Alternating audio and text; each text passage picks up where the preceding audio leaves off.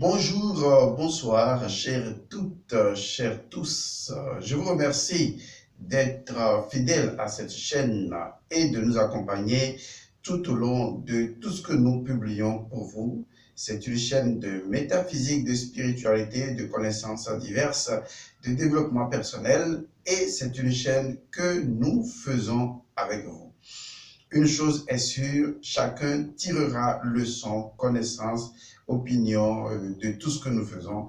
Encore que ce que nous vous proposons, ce ne sont que des propositions. Si vibratoirement ces propositions rencontrent votre assentiment, eh bien, c'est à vous de voir. C'est à vous de voir si cela vous permet d'ouvrir des horizons nouveaux. C'est à vous de voir si quelque part il y a une certaine transformation qui se produit à l'intérieur de vous. Aujourd'hui, nous allons donc continuer avec la dernière partie de notre émission, de notre série d'émissions sur le coronavirus. Pour les personnes qui n'ont pas encore suivi les deux premières émissions, eh bien, allez les suivre. J'aime toujours faire cette trilogie d'émissions. C'est suffisamment intéressant. Il y a un sens caché à tout ce qui se fait sur cette chaîne et nous allons démarrer tout de suite. La suite de ce que nous avions donc dit de par le passé en ce qui concerne cette situation qu'est le coronavirus. Nous avons déjà, disons, apporté une certaine démarche métaphysique à la chose et il est important dans cette émission, dans cette dernière phase, de vous apporter concrètement des solutions. Vous savez, tout ce qui existe dans l'univers possède en soi, c'est-à-dire dans l'en-soi de la chose elle-même, possède naturellement sa propre réponse, sa propre solution. Parce qu'en réalité, on peut même dire que le noyau d'une chose est la solution, la réponse, et que la périphérie constitue là où les problématiques. Ce qui veut dire qu'en chaque chose se trouve déjà la solution, se trouve donc sa réponse. Il en est de même de l'être humain. C'est en lui que se trouvent les réponses et c'est en chacun de nous que se trouve la réponse de qui nous sommes vraiment. Il en est de même de toute structure existante sur la Terre, c'est toujours à l'intérieur. Maintenant, lorsqu'on dit à l'intérieur, ce n'est pas forcément dans le ventre, dans le cœur, dans l'estomac. Non, ce n'est pas à ces endroits-là. Quand on dit à l'intérieur, c'est tout simplement que chaque chose possède une structure vibratoire dense et des structures vibratoires subtiles, jusqu'à la plus subtile encore, la plus subtile, et ceci de façon fractale jusqu'à l'infini. Et donc, de cette manière vue, il est important de comprendre qu'on vous interpelle à une élévation de conscience, de quitter la conscience grégaire lourde et de pénétrer dans le côté subtil, d'accord, de votre propre dimension. Et c'est là que se trouvent justement les réponses. C'est ce que ça veut dire dans l'en-soi. C'est ce que ça veut dire à l'intérieur de nous-mêmes. Cela veut dire que nous évoluons d'un champ vibratoire vers un autre champ vibratoire. Je disais tantôt dans les précédentes émissions que le coronavirus est tout simplement une affaire de vibration. Et ça, les métaphysiciens le savent, vous le savez à présent, c'est une question de vibration. Nous avons donc une vibration qui est devenue un virus, mais au-delà de l'aspect virus, si on peut ainsi le dire, il subsiste toujours ce qui lui a donné naissance. Comme je l'ai dit tantôt, je ne veux pas rentrer dans les théories du complot ou conspirationnistes. Je laisse ça à des personnes beaucoup plus avisées, sur des enquêtes plus avisées. Ce qui m'intéresse, c'est de réfléchir sur le présent, le problème, et de vous expliquer que même si les choses ont été créées ou que les choses proviennent de la nature, eh bien, toute chose qui existe provient d'une structure ou d'une vibration, c'est-à-dire d'une émission vibratoire. Ce qui est en bas est semblable à ce qui est en haut. Cela veut dire tout simplement que chaque chose d'en bas possède dans l'en haut la vibration qui lui a permis son existence. Et tant que vous comprenez que c'est une vibration, Votre rôle, c'est d'agir dans cette perspective-là. J'expliquais dans les précédentes vidéos qu'il y a une étape alchimique à suivre. La première étape, c'est le travail sur les émotions. Et ça, c'est primordial. Si vous ne le faites pas, même si la maladie ne devait pas pouvoir vous atteindre, elle arrivera à vous parce que vous n'avez pas su gérer votre potentiel émotionnel, qui en fait est le stade relationnel avec vous-même et avec l'extérieur. Ce stade limbique est très important à maîtriser. Deuxième étape, c'est l'esprit, c'est-à-dire amener l'esprit lorsque l'émotion est calme, amener l'esprit à une meilleure concentration. Parce que si l'esprit est sain, le corps, lui, ensuite, il sera sain. Le travail sur l'esprit, c'est un travail de capacité, puisque notre mental, qui est le vêtement de l'esprit, signifie naturellement ou littéralement le principe d'efficacité. Ce qui veut dire que le mental sera beaucoup plus efficace si nous permettons au mental de retrouver sa stabilité, son jet. Et ceci se fait au niveau donc de l'émotion. Et la troisième étape, justement, c'est le travail sur le corps. Car lorsque nous avons, disons, la mère du corps, qui est l'âme ou les émotions, qui s'est calmée, lorsque le père du corps qui va se calmer, qui est l'esprit, le corps se calme naturellement. Parce que l'âme et l'esprit sont les parents du corps. Maintenant, le corps, lui, quel est son travail? Étant donné que le corps est malkout, c'est-à-dire il est la densification et de l'esprit et de l'âme, il est plus facile de travailler sur le corps lorsque l'âme et l'esprit sont en paix. Le travail sur le corps est tout à fait simple à faire et cela repose sur un principe très naturel. C'est la loi de l'effort inversé. Cela consiste tout simplement, oui, beaucoup de gens ne connaissent pas cette loi de l'économie qui est la loi de l'effort renversé. Mais j'espère qu'à travers ce que je vais vous proposer, vous y arriverez, vous allez comprendre comment peut-être ça marche. Parce que nous allons combiner la loi de l'effort renversé avec la loi donc de l'inaction, mais tout cela, c'est toujours dans une certaine action. Je vous explique. Vous savez, le corps possède une intelligence corporelle. Et ça, ce n'est pas la médecine qui va vous l'apprendre, à moins que la médecine ait évolué et que la médecine admette finalement que tout l'univers est intelligent. Tout l'univers est intelligence. Et que les choses ne sont pas nées du hasard. C'est vrai, ce hasard, aussi hasardeux soit-il, possède certainement dans son schéma imprédictible une certaine cohérence qui nous échappe. C'est pourquoi j'ai toujours dit à mes étudiants qu'un autre nom de Dieu, c'est justement hasard. Puisque Dieu, c'est ce qu'on ne maîtrise pas. Et hasard est également ce qu'on ne maîtrise pas. Les deux, correspondent. Alors, il faut comprendre que votre corps possède une intelligence cosmique. Avant que votre corps ne possède une intelligence corporelle, disons ça de cette manière, votre corps possède une intelligence universelle, une intelligence cosmique. C'est ce qui a amené les personnes à vous dire que nous sommes un microcosme. Mais dans le détail, c'est que votre corps possède naturellement une intelligence cosmique, une intelligence universelle.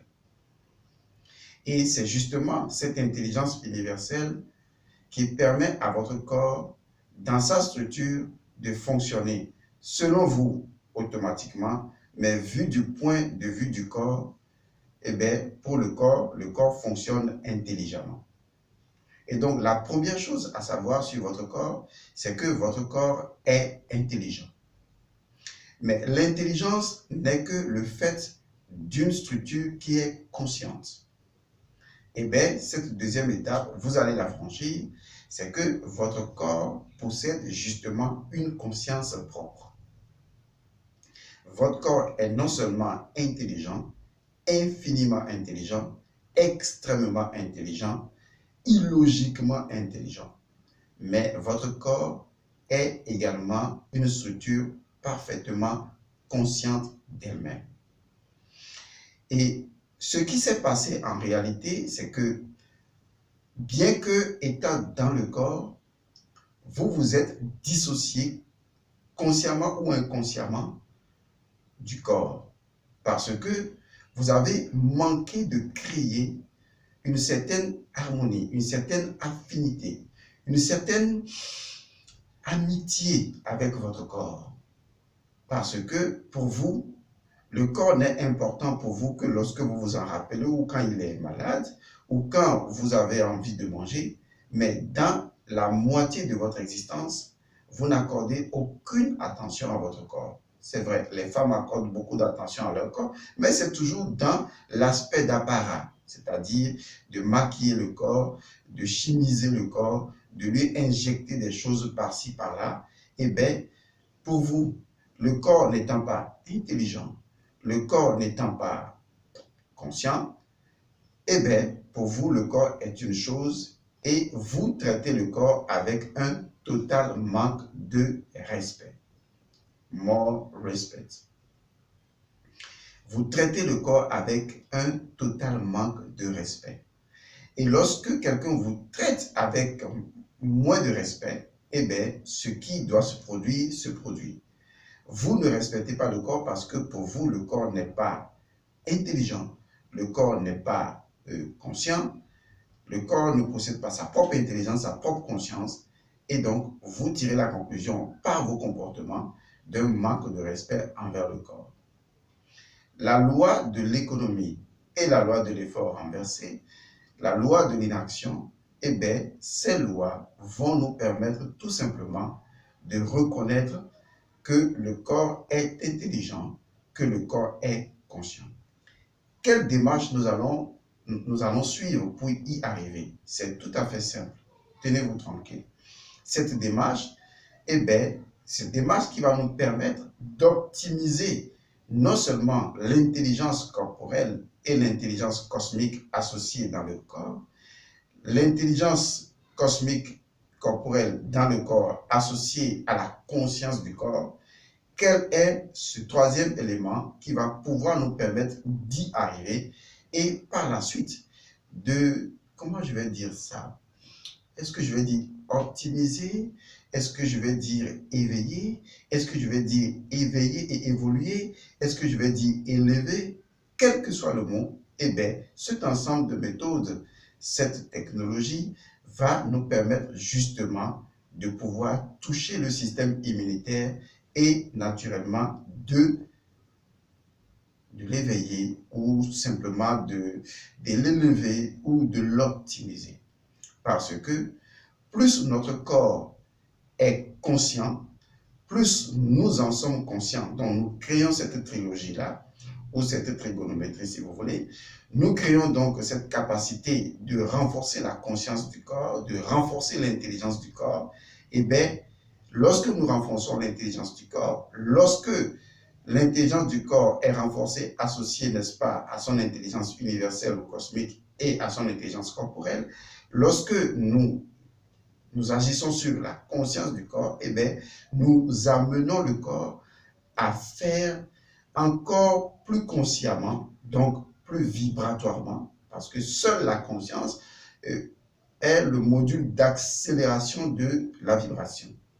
Donc, la conscience va permettre au corps physique de vibrer à un champ d'énergie encore plus élevé, parce que lorsque vous êtes conscient d'être conscient d'une chose, eh bien, la chose élève spontanément sa vibration. Et à partir de ce moment, le corps va faire spontanément, intelligemment, consciemment ce que le corps sait qu'il doit faire et qu'il a toujours fait depuis des milliards d'années. Car le corps a un héritage et son héritage a commencé depuis le commencement du monde, quand le premier organisme, si c'est d'ici il y a 4 milliards d'années ou plus que ça, avant la formation de notre planète terrestre, eh bien, les premiers éléments qui ont participé à la formation de notre Terre, eh bien, ces premiers éléments sont également à l'intérieur de notre corps. Donc, si le corps possède une intelligence cosmique et donc des éléments qui qui le reconnecte à notre planète depuis des milliards d'années, je vous assure, eh bien, le corps sait ce qu'elle avait déjà fait par le passé, eh bien, le corps sait exactement ce qu'il doit faire. Lorsque vous n'éveillez pas l'intelligence cosmique du corps, le corps est bloqué et le corps est coincé dans son intelligence corporelle. Et si cette intelligence corporelle n'est pas éveillée, eh bien, ce qui va se passer, le corps sera dysfonctionnel et ne pourra pas agir. Ça peut gêner des personnes d'entendre que le corps possède une intelligence qui lui est propre. C'est comme dire que j'ai mon enfant, il est dans sa chambre, et que dans sa chambre, je suis conscient que mon enfant est intelligent. Est-ce que je dois considérer que de cette même manière, quand je pense à mon corps, je dois être rassuré, avoir la confiance que le corps est intelligent, qu'il sait exactement ce qu'il sait faire et qu'il l'a toujours fait depuis longtemps et que, bingo, je dois pouvoir lui faire confiance, totalement, absolument, intégralement confiance. Oui, c'est ça l'idée. Faire confiance à votre corps, créer une communication très optimisante avec votre corps et naturellement, vous allez voir que le corps va éveiller son héritage millénaire, son héritage de milliards d'années et le corps trouve toujours une solution, quelle que soit la situation qui se présente au corps. Votre corps est plus vieux que vous ne l'imaginez. Prenez n'importe quel matériau de l'univers. Prenez l'air, prenez la terre, prenez le feu, prenez l'eau. Prenez ces éléments aussi bien dans leur aspect physique que dans leur aspect universel, dans leur aspect astral, dans leur aspect mental, parce que ces 4 éléments se retrouvent sur tous les plans d'existence, aussi bien physiques que subtils. Et pourtant, ce sont ces 4 éléments qui constituent votre biologie. Oui. Mais ces 4 éléments, excusez-moi, ça arrive, hein? C'est normal. Nous allons tout simplement dîner. Excusez-moi, c'est pas assez poli de ma part. Alors, eh bien, ce qui va se passer en réalité et qui va rendre la chose intéressante, à savoir, c'est que ces 4 éléments ont toujours existé, ont toujours été de tout temps. Que cela soit connu sous le nom de Chou, de Tefnut, que cela soit connu sous le nom de Geb et de Nout, que cela soit connu sous d'autres noms, sous d'autres cieux, ces éléments et leurs principes ont toujours existé. Ce qui veut dire que votre corps est plus ancien que vous ne pouvez l'imaginer et par conséquent, vous maintenant comprenez que votre corps possède une intelligence universelle, une intelligence cosmique, une intelligence qui remonte à la nuit des temps et qui trouve sa solution dans le logos solaire. Vous avez piqué et nous allons évoluer dans cette perspective.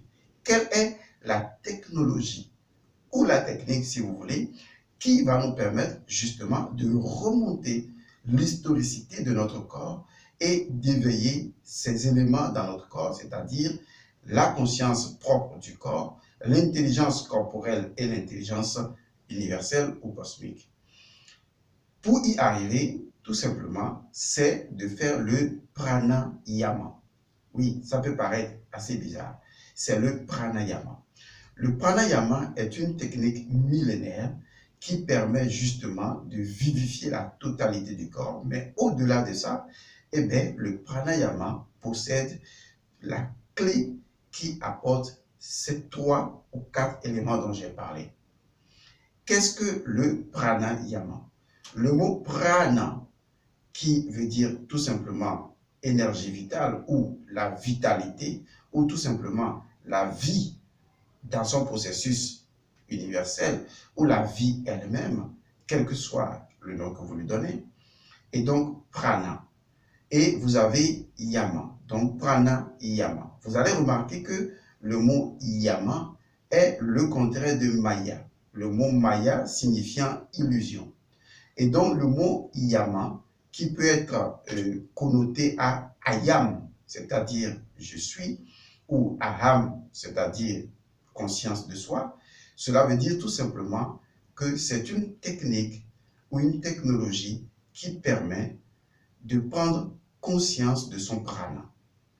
Et le meilleur moyen de prendre conscience de son prana, puisque le prana est universel et que le prana est transversal à toutes les énergies, puisque c'est la vie universelle elle-même, c'est la vie elle-même en mouvement, eh bien, la technique du pranayama yoga va passer justement, l'une des techniques, bien sûr, va passer par la respiration. Et donc, le pranayama yoga, c'est une technique qui permet, à travers la respiration, eh bien, de prendre conscience de sa vitalité et que sa vitalité puisse se diffuser de façon transversale à travers toutes les structures ou les couches structurelles de notre corps. Ce que le pranayama nous apporte, c'est premièrement cette conscience que le corps est conscient de lui-même. Deuxièmement, cette évidence que le corps possède une intelligence corporelle et une intelligence universelle. Et troisièmement, eh bien, le corps a un héritage qui remonte à des milliards d'années. Et cette intelligence-là, ou cet héritage, peut donner au corps le pouvoir de surmonter toutes les histoires à venir et de relever tous les défis qui lui seront présentés. Et ça, c'est l'élément le plus important. Alors, comment se pratique le pranayama yoga? Tout simplement en trouvant un endroit où vous asseoir de façon simple, en posant les pieds à plat au sol, les mains sur vos cuisses de la manière la plus détendue possible. Veillez à ce que votre colonne vertébrale s'aligne selon ses courbures. Fermez légèrement les yeux et prenez conscience de votre respiration. Parce que vous avez, selon les positions des chakras, vous avez l'œil spirituel qui est également un centre de conscience. Vous avez deux narines qui sont reliées à deux nadis, Ida et Pingala, et vous avez le bout du nez qui est relié au troisième nadi qu'on appelle le nadi Sushumna, qui synthétise les deux courants Ida et Pingala, c'est-à-dire les deux courants d'énergie masculine, féminine, et à partir de ce moment, unifier cela dans le canal principal de Sushumna.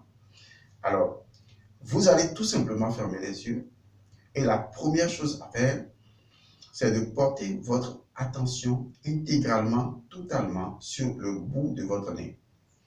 Et quand vous portez votre attention sur le bout de votre nez, vous êtes en ce moment connecté tout simplement au canal Sushumna qui passe par l'œil spirituel, passe par le chakra de la gorge et passe par le système immunitaire qui est lié au cœur et descend jusqu'au centre, au centre basal qui est donc le Muladhara Chakra. À partir de ce moment, à chaque inspiration, vous devez être conscient de votre respiration. Vous respirez consciemment. Et c'est la respiration consciente qui apporte de l'énergie consciente et qui apporte également la conscience du corps et l'intelligence, éveille l'intelligence du corps. Donc, en respirant tout en concentrant votre conscience totale, votre présence au niveau du bout de votre narine, vous allez voir que votre respiration s'apaise et se calme. Vous êtes en train de faire descendre les émotions. Et donc, vous respirez. Vous n'avez pas fait d'arrêt respiratoire. Vous allez voir que spontanément, le corps lui-même prend de la quantité de l'air et de vitalité dont il a besoin et relâche ce dont il a besoin. Il y a plusieurs niveaux de la technique, mais pour le niveau simple, ne faites pas d'arrêt respiratoire. Vous inspirez et vous expirez. Et vous allez voir que le corps trouve lui-même sa cadence. Et de plus en plus, votre respiration devient extrêmement lente, totalement lente. Et à un moment donné, vous entrez dans un état totalement de total assoupissement, un état de détente complète, et vous vous sentez tout simplement bien. Et vous continuez cela.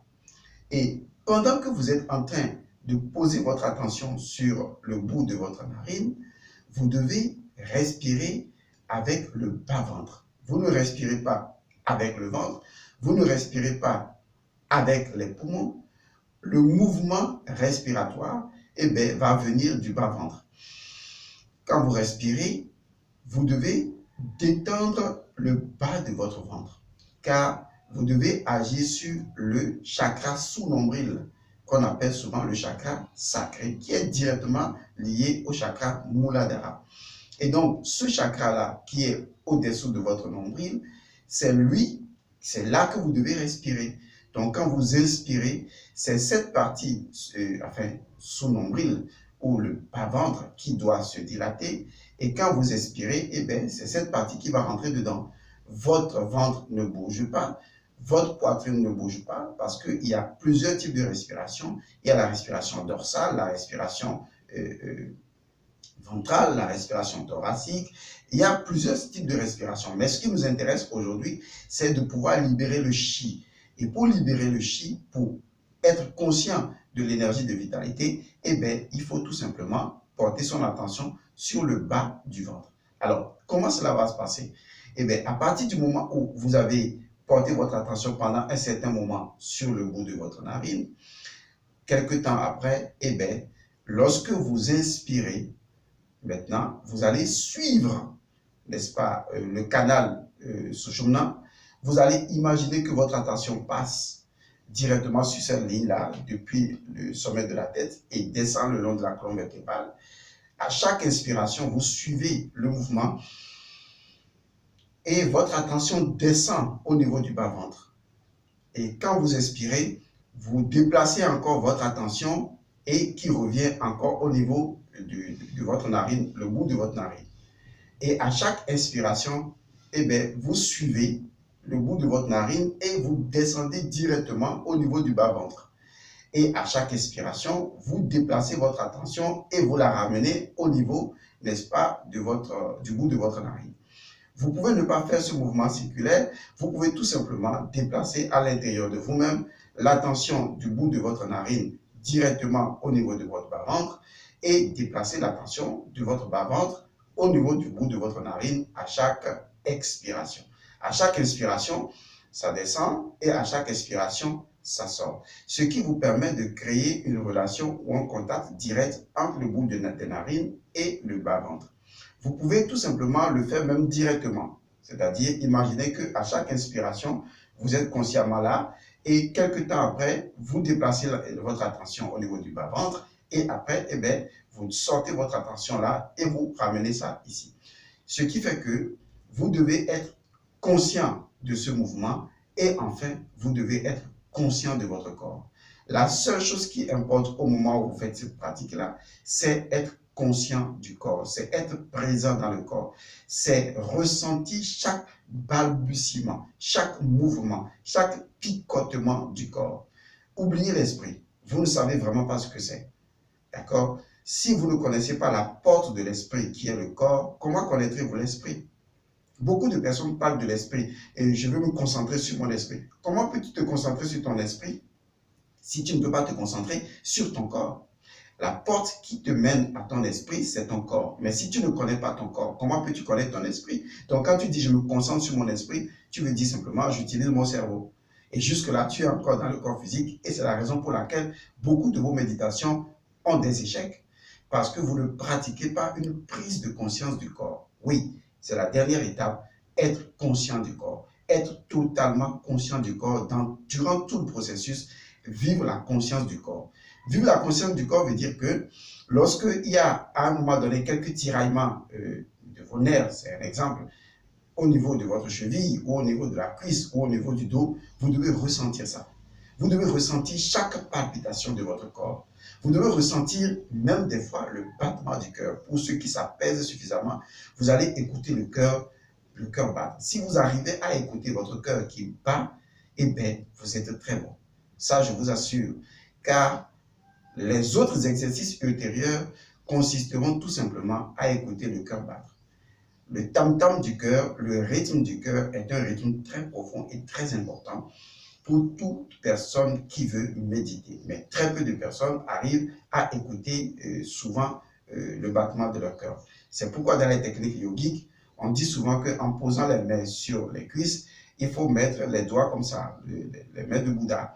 Quand vous mettez les doigts comme ça, vous allez ressentir que du bout de vos deux doigts, il y a quand même le flux du sang qui vient et qui vous indique, n'est-ce pas, le rythme du battement de votre cœur.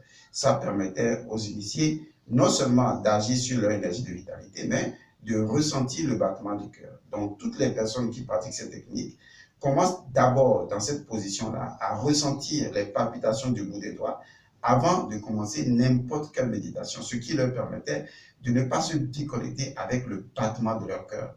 Car si vous restez dans la dynamique du battement de votre cœur, eh bien, vous serez toujours dans le calme, dans la paix, dans la sérénité. Et ça, c'est l'élément le plus important. Donc, être conscient du corps, ressentir chaque partie du corps, ressentir le corps dans sa totalité, eh bien, c'est ajouter de la conscience à la conscience du corps, et cela ne peut qu'éveiller le corps dans sa conscience, dans son intelligence corporelle et dans son intelligence cosmique. Et le corps va réveiller ses archives de milliards d'années, et vous verrez que ce que vous appelez le coronavirus n'est que petit détail dans l'infiniment grand que le corps a déjà vaincu depuis des milliards d'années et que le corps vaincra encore des milliards d'années à venir parce que les matériaux, à savoir l'air, l'eau, la terre et le feu, qui constituent votre biologie, sont des matériaux qui préexistaient depuis des milliards d'années avant que le corps n'en prenne une partie et le corps n'est jamais déconnecté à la totalité de ce magma, de ces 4 éléments qu'on appelle l'akasha. C'est vous qui déconnectez le corps, pas vos comportements, pas votre ignorance, pas votre manque de connaissances. Vous n'arrivez pas à comprendre que vous êtes l'univers et que l'univers ne se définit pas par rapport à sa grandeur. L'univers se définit par rapport à sa nature. Et si vous êtes de même nature que l'univers, vous êtes un univers. Et vous êtes cet univers à l'infini. C'est à vous de vous éveiller à qui vous êtes, corporellement bien sûr. Et ça, ce n'est que corporellement. Je ne suis même pas en train de parler des niveaux supérieurs. Bien que corporellement, vous devez vous éveiller à vous.